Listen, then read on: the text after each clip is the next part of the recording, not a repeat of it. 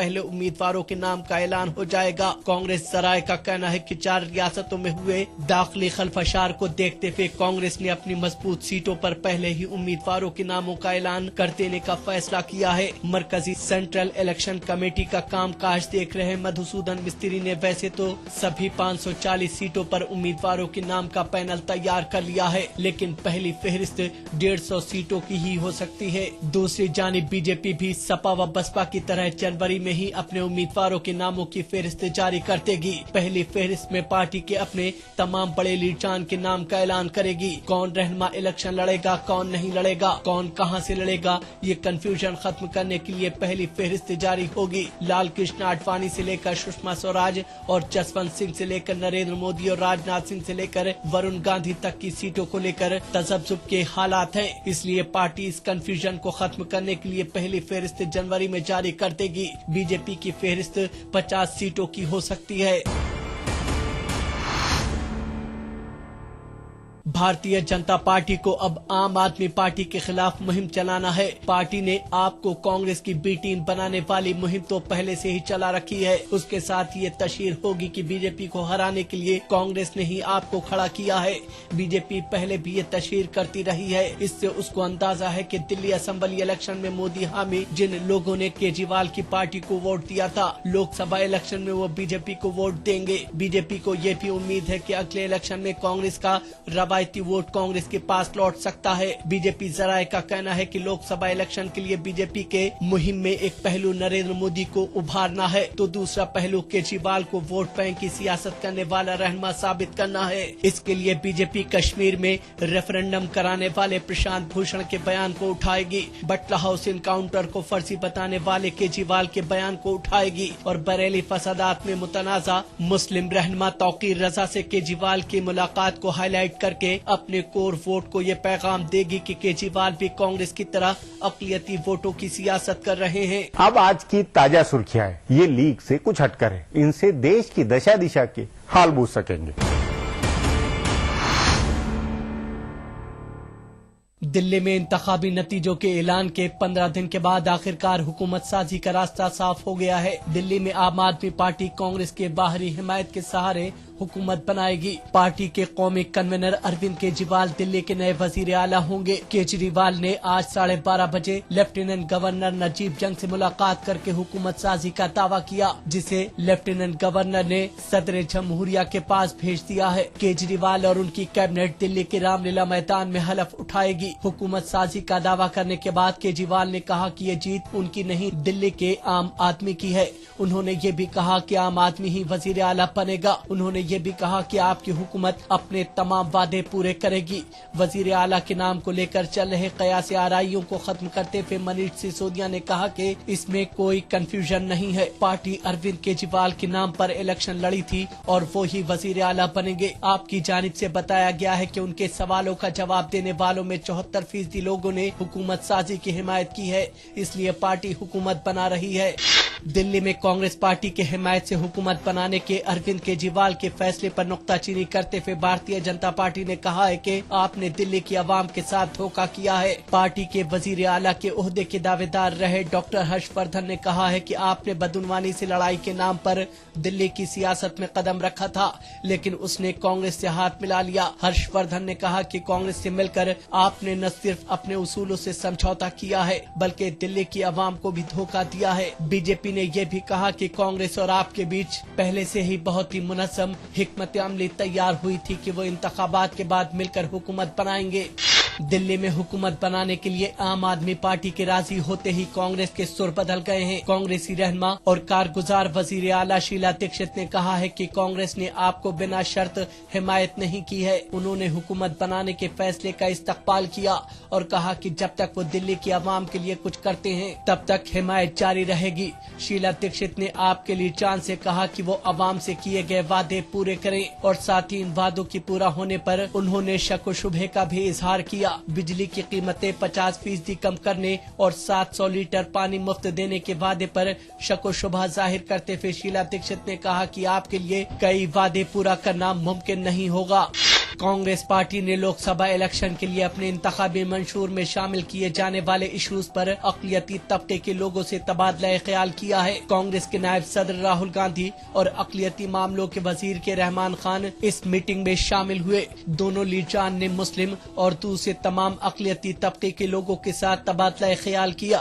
राहुल ने इन अक़लियती तबकों के लोगों से बराह रास्त बातचीत की ताकि उनके लिए जरूरी इशूज को इंतखाबी मंशूर में शामिल किया जा सके। इस दौरान मुजफ्फरनगर फसादात का मसला भी छाया रहा। उन्होंने पहले भी कहा था कि इंतखाबी मंशूर में शामिल किए जाने वाले इशूज पर समाज के हर तबके की राय ली जाएगी। उन्होंने आम लोगों के लिए सियासत की खिड़की दरवाजे खोलने की बात कही थी। उसी के तहत ही उन्होंने मेल मुलाकात का सिलसिला शुरू किया है। खातून इंटर्न वकील का जिनसी इस्तेसाल करने के मुल्जिम अदालत उज़्मा के साबिक जज जस्टिस A.K. गांगुली ने चीफ जस्टिस P. सदाशिवम को खत लिखकर कहा है कि उन्होंने अपने साथ काम करने वाले किसी भी खातून इंटर्न के साथ कोई भी नाजेबा बर्ताव नहीं किया है। उन्होंने अपने ऊपर लगे तमाम इल्जामात को मुस्तरद करते हुए कहा है कि हाल के वाक़े से उनको बहुत तकलीफ पहुंची है। उन्होंने ये भी लिखा है कि अदालत उज़्मा ने भी उनके साथ अच्छा नहीं किया है। गौरतलब है कि अदालत उज़्मा के 3 जजेस पर मुश्तमिल कमेटी ने पहली नजर में उन पर लगे इल्जामात को सही पाया था और उसके बाद से उनके ऊपर मगरिबी बंगाल हुकूक इंसानी कमीशन के चेयरमैन के ओहदे से इस्तीफा देने का दबाव पड़ गया है। फिलहाल अब एक ब्रेक है, फिर राजकाज की खबर देने वाली बातें होंगी।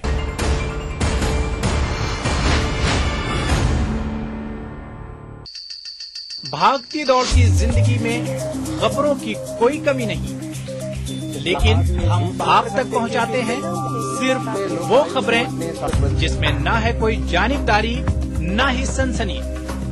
खबर जो हर दम आपको रखे बाखबर। देखिए दिन भर की खबरों का आईना 9 PM खबरनामा।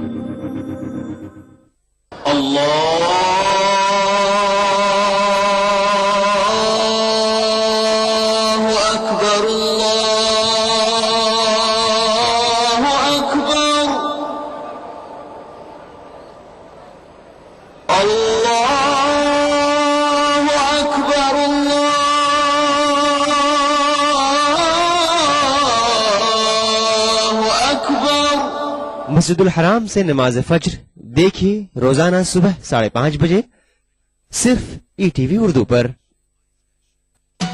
दक्कन की हर छोटी बड़ी सरगर्मी पर हमारी नजर, लेकिन आप तक पहुंचाते हैं सिर्फ वो खबर जो करे आपको बेदार। सियासत के गलियारों से रोजमर्रा की जिंदगी में दक्कन के गोशे गोशे से आप तक खबरें पहुंचाता दक्कन नामा, रोजाना शाम 6:30 बजे।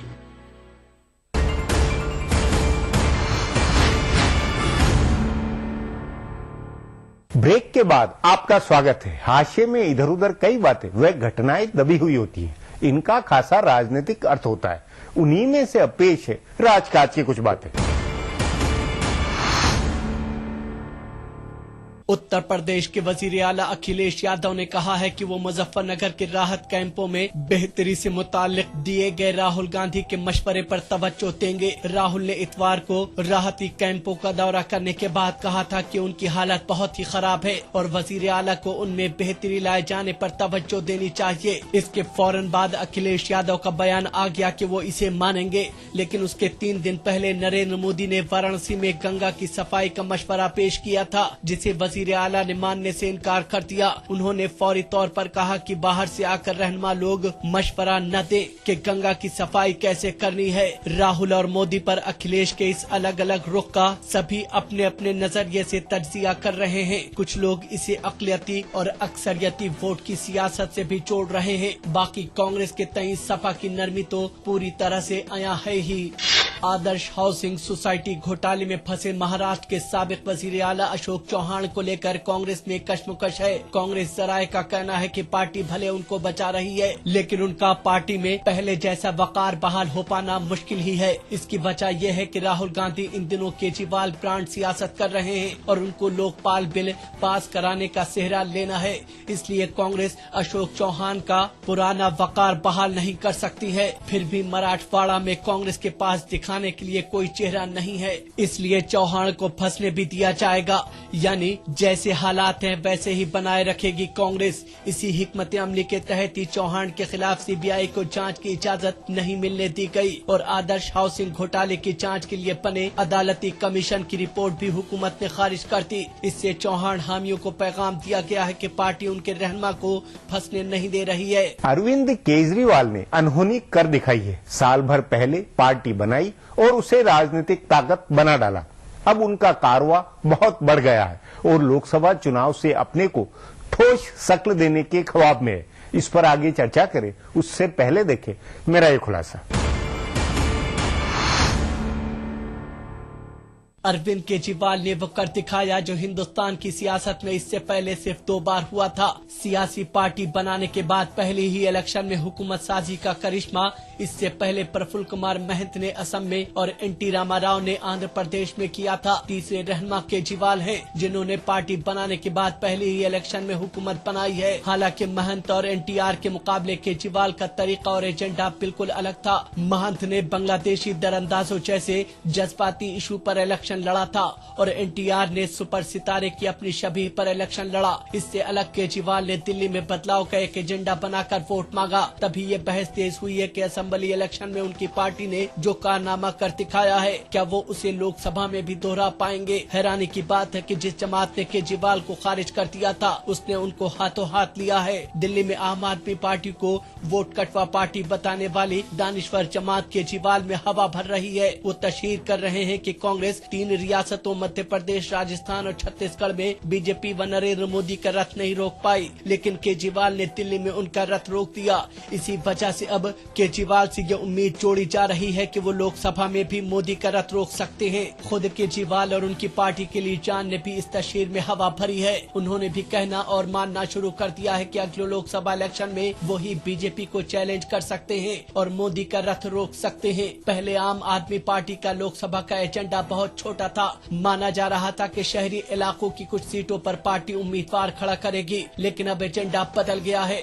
दिल्ली में शानदार कामयाबी और मीडिया व दानिश्वर सेकुलर जमात और कांग्रेस पार्टी के तशहीर के बाद केजरीवाल की पार्टी ने मुल्क में 150 से ज्यादा सीटों पर इलेक्शन लड़ने का फैसला किया है। पार्टी की जानिब से महाराष्ट्र और गुजरात की सभी सीटों पर इलेक्शन लड़ने की बात कही जा रही है और मध्य प्रदेश में भी पार्टी अगले महीने अपनी मुहिम शुरू करेगी। इसमें कोई शक शुबा नहीं है कि दिल्ली के इलेक्शन में आम आदमी पार्टी ने बीजेपी को जबरदस्त नुकसान पहुंचाया। दिल्ली में कांग्रेस का भी सुपड़ा साफ हुआ है, लेकिन कांग्रेसी रहनुमा उससे ज्यादा परेशान नहीं है। उन्हें इस बात पर इत्मीनान है कि बीजेपी की हुकूमत नहीं बन पाई। कांग्रेस लोकसभा इलेक्शन में भी इसी इत्मीनान के लिए सियासत करेगी। कांग्रेसी रहनुमा खुद भी मान रहे हैं कि पूरे मुल्क में उनके खिलाफ माहौल है, इसलिए उनका नुकसान तय है। लेकिन उसका फायदा अगर बीजेपी को नहीं मिले, इख्तदार मुखालिफ वोट बढ़ जाएं और पूरी तरह से मुअल्लक लोकसभा बने तो कांग्रेस का दांव चल सकता है। वो केजरीवाल या किसी और तीसरी ताकत की हुकूमत बनवा सकती है। यानी खुद इख्तदार में आने से ज्यादा कांग्रेस का ध्यान बीजेपी को इख्तदार में आने से रोकने पर है और ये काम आम आदमी पार्टी के जरिए हो सकता है। अब एक ब्रेक है, उसके बाद आप पार्टी की भूमिका पर चर्चा करेंगे।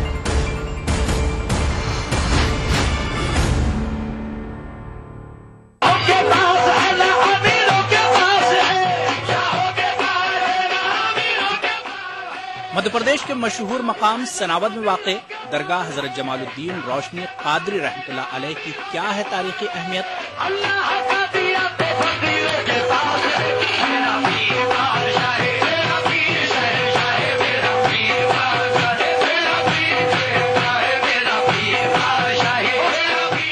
देखिए प्रोग्राम बारगाहे अकीदत में बुध की रात 8:30 बजे और जुमा दोपहर 2:30 बजे सिर्फ ही टीवी उर्दू पर। भागती दौड़ती जिंदगी में खबरों की कोई कमी नहीं, लेकिन हम आप तक पहुंचाते हैं सिर्फ वो खबरें जिसमें ना है कोई जानिबदारी ना ही सनसनी। खबर जो हर दम आपको रखे बाखबर। देखिए दिन भर की खबरों का आईना 9 PM खबरनामा। दक्कन की हर छोटी बड़ी सरगर्मी पर हमारी नजर, लेकिन आप तक पहुंचाते हैं सिर्फ वो खबर जो करे आपको बेदार। सियासत के गलियारों से will not be an ally of Kiran Kumar Reddy government. रोजमर्रा की जिंदगी दक्कन के गोशे गोशे से आप तक खबरें पहुंचाता दक्कननामा, रोजाना शाम 6:30 बजे। दुनिया अपडेट खबरों का नया और अनूठा शो, जिसमें हम आपको दिखाएंगे दुनिया की अहम खबरें और करेंगे उनका तज्जिया। जानेंगे दुनिया की अहम घटनाओं का भारत पर क्या होगा असर। दिखाएंगे ग्लैमर जगत का हाल और तेज खबरों में देखेंगे क्या कुछ हुआ पूरी दुनिया में बीते हफ्ते के दौरान। तो देखना न भूले दुनिया अपडेट हर रविवार शाम 6 बजे ETV उर्दू पर।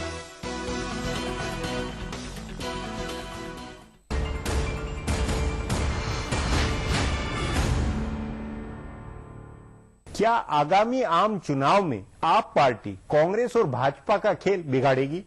उससे किसको ज्यादा नुकसान होना है? दिल्ली में कांग्रेस का भट्टा बैठाने और भाजपा को पंचर करने वाला ट्रेंड क्या वह लोकसभा चुनाव में दोहरा सकती है या कोई अलग तरह का असर होगा? इस पर चर्चा के लिए आज मेरे साथ वरिष्ठ जानकार यशवंत देशमुख है।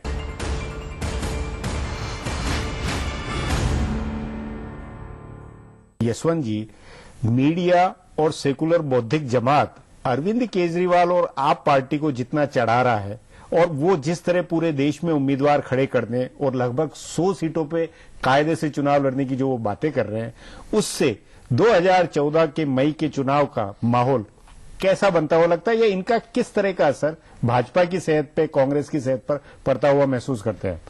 देखिए, देश में क्या होगा, पहले तो हम यही समझ लें कि दिल्ली में उन्होंने क्या असर डाला है। जी। दिल्ली में निस्संदेह हम लोग ने वोट शेयर 29-30% तक के नापे थे, लेकिन ये 28 सीटें ले जाएंगे, इसका आकलन करना हमारे लिए लगभग असंभव था, क्योंकि उनका पुरानी इलेक्टोरल हिस्ट्री नहीं थी। लेकिन 28 सीट लेके आ गए। सवाल यह है कि दिल्ली में इन्होंने नुकसान किसको किया? अब ये अगर हम एनालाइज कर लें तो हमें लगता है कि देश को हमें एनालाइज करने में बहुत आसानी होगी।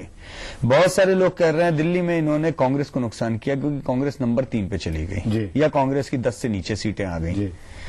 सवाल यह है, अगर ये नहीं होते चुनाव में तो क्या होता? हमने देख लिया जो नतीजे आए राजस्थान में, जो नतीजे आए मध्य प्रदेश में, जो नतीजे आए छत्तीसगढ़ में। भाजपा की हवा होती है, आंधी होती है, लहर, आंधी, जिस भी सुपरलेटिव का प्रयोग करना चाहे कर लें। तो हो सकता है कि अगर ये मैदान में नहीं होते तो पूरी संभावना इस बात की थी कि भाजपा जो है 60 सीट के आसपास लेती, कांग्रेस 10 के नीचे वैसे ही पहुंच जाती। तो सीधा सीधा मेरा कहने का मंतव्य ये है कि इन्होंने सीटें बहुत जीती हों, ये सत्ता के करीब भी पहुंच गए हों थोड़े बहुत, लेकिन मूलतः आम आदमी पार्टी ने गैर कांग्रेसी, एंटी कांग्रेस जो वोट थे, एंटी इनकम्बेंट वोट थे, उनको काटा। और उसको काट के अगर किसी एक पार्टी को इसका नुकसान हुआ है तो केवल भारतीय जनता पार्टी को हुआ, कांग्रेस को नुकसान नहीं हुआ। देखिए, कांग्रेस 25% वोट पाके अभी भी सॉलिड 25-26% वोट कोई मजाक नहीं है। नहीं तो उसी नाते जो है कई जगह कि भाई जो तीसरे मोर्चे के लोग थे या जो वामपंथी या ये तमाम बातें, वो नरेंद्र मोदी को रोकने की उसमें मुहिम में या एक रणनीति के नाते वो अरविंद केजरीवाल और उनकी आप पार्टी के समर्थन में और उनको आगे बढ़ाने की उसको मुहिम में, तो क्या लगता है कि ये अखिल भारतीय या उत्तर भारत में इस तरह का इसका असर होगा? बॉम्बे हो, बेंगलोर हो, आप किसी भी जगह रखिए, मेरा ये कहना है कि आम आदमी पार्टी कितनी जगह उम्मीदवार उतारती है, पहले तो ये देखने लायक बात होगी। क्या वो उन्हीं जगहों पर उम्मीदवार देती है जहां पे भारतीय जनता पार्टी की लड़ाई है सीधी कांग्रेस, सीधी मतलब कांग्रेस की या किसी तीसरे से भी है, लेकिन क्या वहीं पे देती है? या वो उन जगहों पे भी जाती है जहां पे बीजेपी भी एब्सेंट है?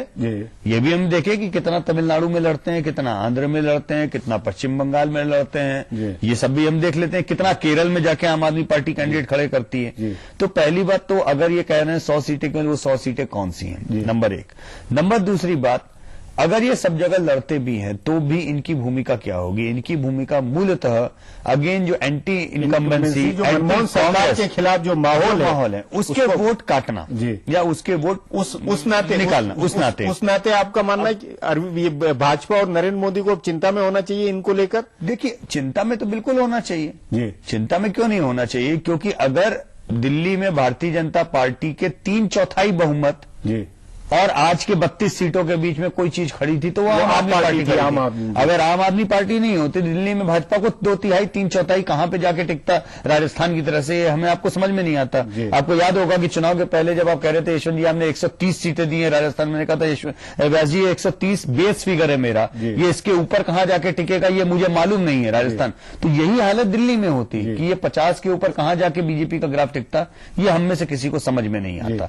तो इन्होंने बीजेपी के वोट नुकसान किए जो बीजेपी को जा सकते थे। अब बीजेपी को चिंतित यह होना चाहिए कि ये जहां जहां कैंडिडेट खड़ेंगे वहां पे चाहे वो 1% काटे, चाहे 10%, चाहे 20%, चाहे 30%, उन्हीं को मिलने वाला वोट कटेगा, उन्हीं को मिलने वाला वोट कटेगा। सीधे सीधे बीजेपी के लिए नुकसान का सौदा है। जी नहीं, तो उस नाते फिर ये कि क्या आप ये मुमकिन मानते हैं, ये राजनीतिक रणनीति के नाते, कि मान लीजिए जैसे हरियाणा में कहा कि योगेंद्र यादव वहां पूरी कमान संभालते हुए वहां चुनाव लड़ेंगे, या इसी तरह बॉम्बे महानगर के अंदर, या उत्तर प्रदेश की वीवीआईपी सीटें जो 25, 30, 35 सीटें हैं, ये इस तरह जो फोकस करके ये पूरी तीसरे मोर्चे, या ये भी संभव है कि कांग्रेस भी आप पार्टी को, अरविंद केजरीवाल को परोक्ष तौर पे आगे बढ़ाने की इस तरह की कोई राजनीति, इस तरह की क्या बताइए व्यास जी, आप आज की तारीख में दिल्ली के नतीजों को लेकर अगर हम ये सोचते हैं कांग्रेस बहुत दुखी और उदास है तो हमारी गलतफहमी है जी।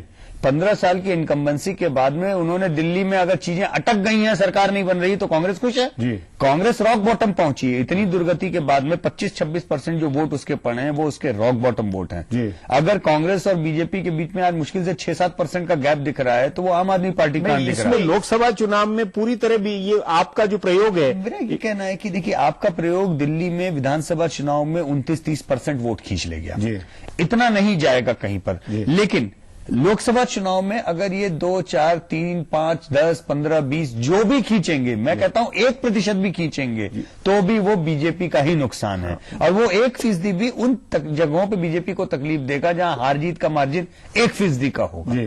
तो निश्चित तौर पर इन चुनाव के बाद में अगर आम आदमी पार्टी कहती कि वो 100, 200, 300 नहीं 543 लड़े, उस 543 लड़ने से अगर कोई एक पार्टी नुकसान में रहने वाली है तो वो भारतीय जनता पार्टी नहीं। उसमें एक फिर ये कि जैसे दिल्ली में चांदनी चौक, जामा मस्जिद इलाके में इसमें जो मुस्लिम वोट जो है आपको मिले, कांग्रेस को नहीं मिले, इस तरह का सीन उत्तर प्रदेश में और बिहार के अंदर मुझे लगता नहीं। यार जी देखिए, मुस्लिम मतदाताओं के ऊपर मैंने एनालिसिस लिखी थी, मेल टुडे में छपी भी है और बहुत साफ उसमें दिखाई दिया मुस्लिम मतदाताओं ने कांग्रेस को डिच नहीं किया है, कहीं नहीं किया इन चुनाव में। मुस्लिम मतदाताओं ने दिल्ली में भी, आपने देखा होगा दिल्ली में कांग्रेस के ज्यादातर एमएलए मुस्लिम सीट से ही जीत के आए हैं। दिल्ली के अंदर मुस्लिम मतदाताओं ने केवल उन जगहों पे आम आदमी पार्टी के कैंडिडेट्स को वोट दिया जहां पर शायद कांग्रेस नंबर 3 पे बहुत ऑब्वियस चली गई थी और बीजेपी को हराने के लिए वो आम आदमी पार्टी को वोट देना चाहते थे।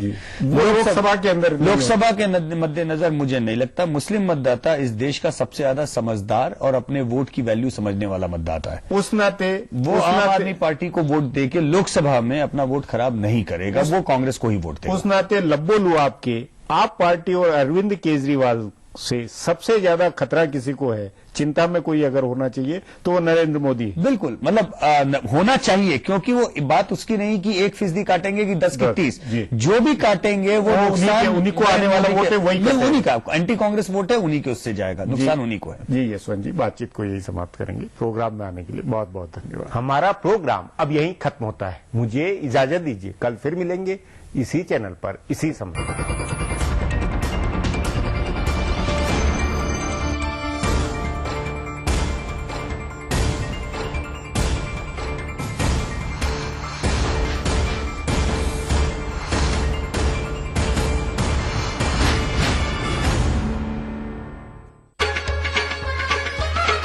गर फिरदौस बर्रुए जमी अस्त, हमी अस्तो हमी अस्तो हमी अस्त।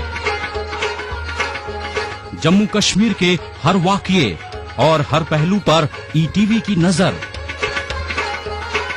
देखिए ईटीवी उर्दू कश्मीर रोजाना शाम 7 बजे और सुबह 7:30 बजे सिर्फ ईटीवी उर्दू पर।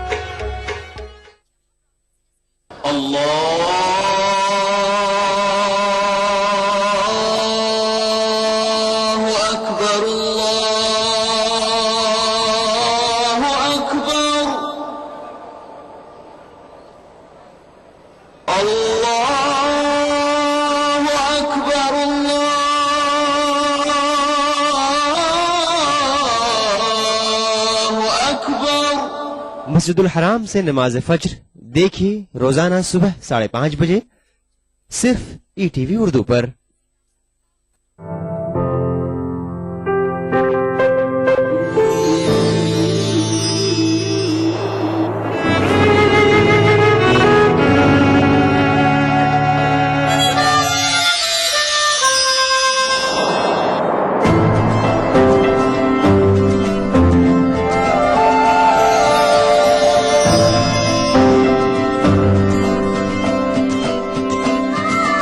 नए एहसासों से जुड़े नए रिश्ते बिखेरेंगे रंग।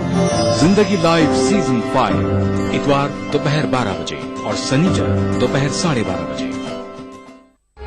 उभरते कश्मीर के अनछुए पहलू, नई सोचो फिक्र, मुनफरिद तहजीब और रिवायात जिनसे फूट पड़ते हैं कश्मीरियत के रंग।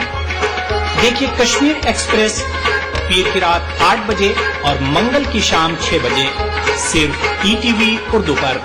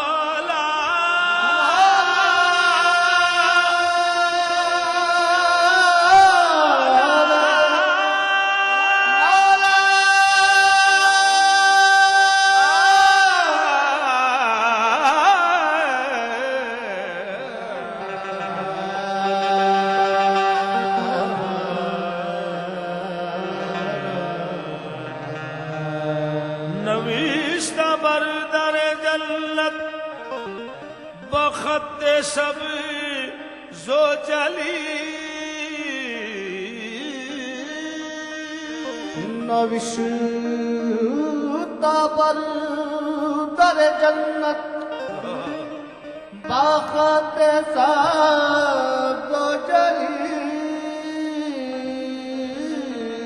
शफीए रोज़ क़यामत मोहम्मद अस्त अली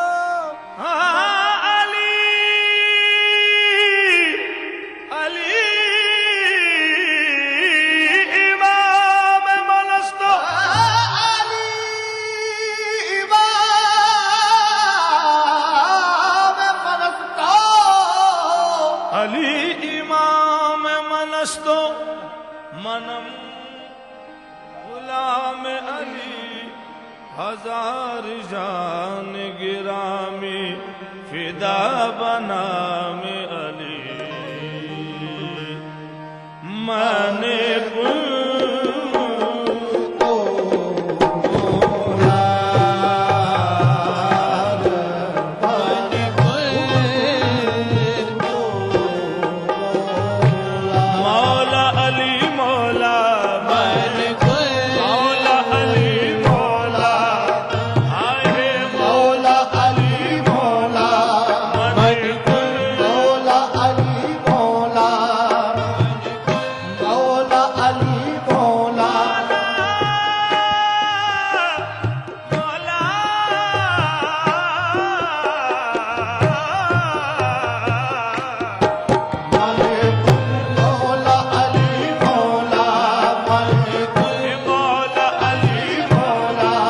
जाने